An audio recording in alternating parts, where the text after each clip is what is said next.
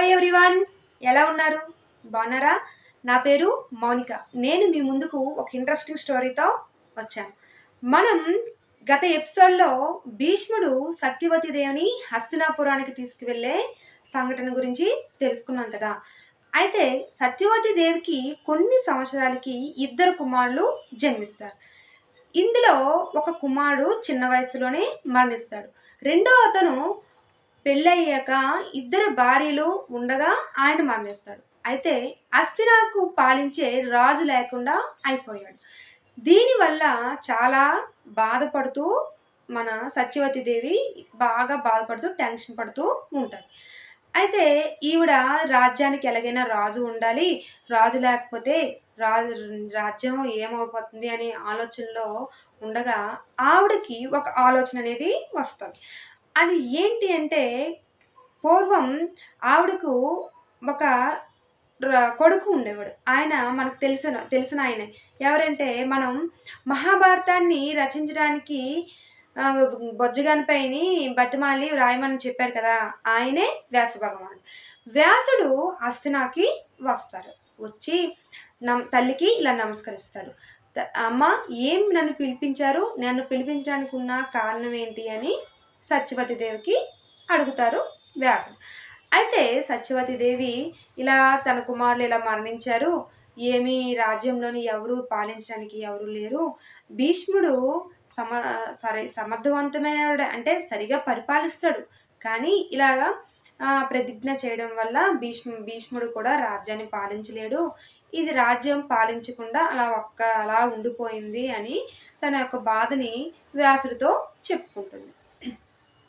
అప్పుడు సత్యవతి దేవి వ్యాసుడితో ఇలా అంటుంది, నాయన, నువ్వు ఏదైనా ఒక ప్రత్యేకమైన పద్ధతిలో నా కోడళ్ళకి ఇద్దరికి కూడా పిల్లలను పుట్టే ఇది మంత్రాన్ని ఉపదేశించు, వాళ్ళు పిల్లలు పుడతారు, వాళ్ళకి పిల్లలు పుడతారు, ఈ రాజ్యం కూడా అభివృద్ధి చెందుతుంది, డెవలప్ అవుతుంది అని సత్యవతి దేవి వ్యాస భగవానుడికి విన్నవించుకుంటుంది, అదే చెప్తుంది అనమాట.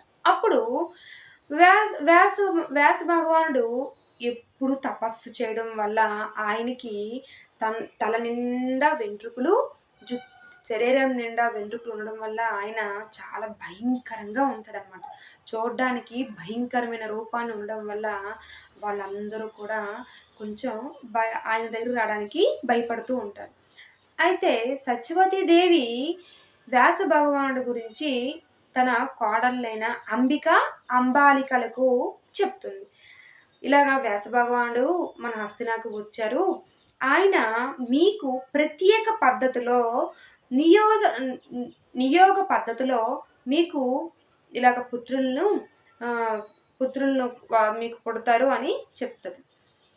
అప్పుడు సత్యవతి దేవి అంబికతో ఇలా చెప్తుంది అనమాట, అంబిక, నువ్వు వ్యాస భగవానుడు చెప్పిన విధంగా మంత్రాన్ని ఉచ్చరించి అంటే మంత్రాన్ని చెప్పడం వల్ల ఆయన తపోబలంతో నీకు కుమారుడు జన్మిస్తాడు, మన రాజ్యానికి రాజు వస్తాడు అని సత్యవతి దేవి అంబికకి చెప్తారు. అప్పుడు అంబిక వ్యాస భగవానుడు ఉండే చోటుకి వెళ్తుంది.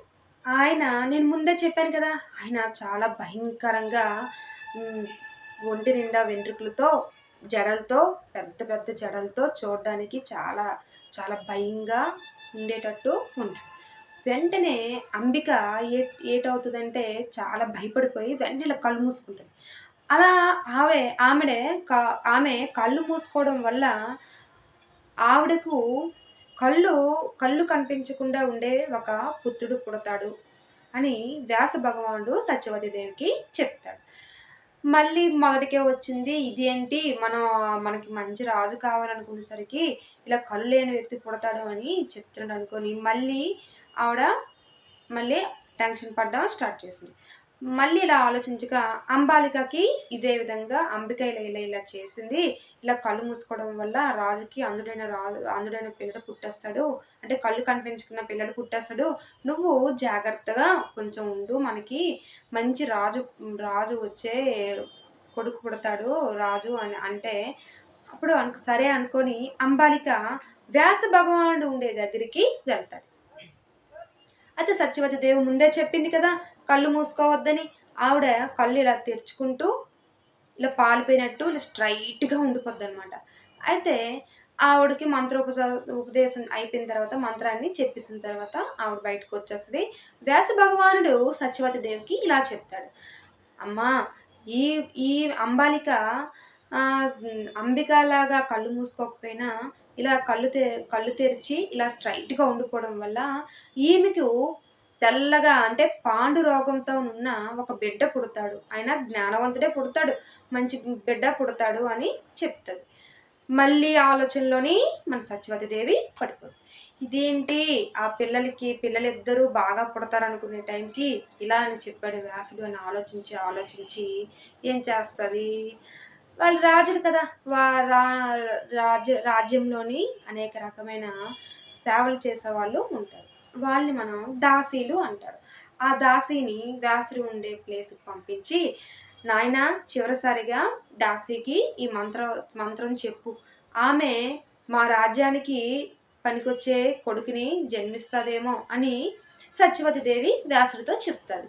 అప్పుడు వ్యాసుడు ఈ దాసీకి ఇలా మంత్రం జపించగా ఆవిడే ఇద్దరు ముందు ఎళ్లారు కదా! ఆ తప్పు జరగకుండా ఆవిడ చాలా జ్ఞానంతో, చాలా తెలివిగా కూర్చుంటుంది.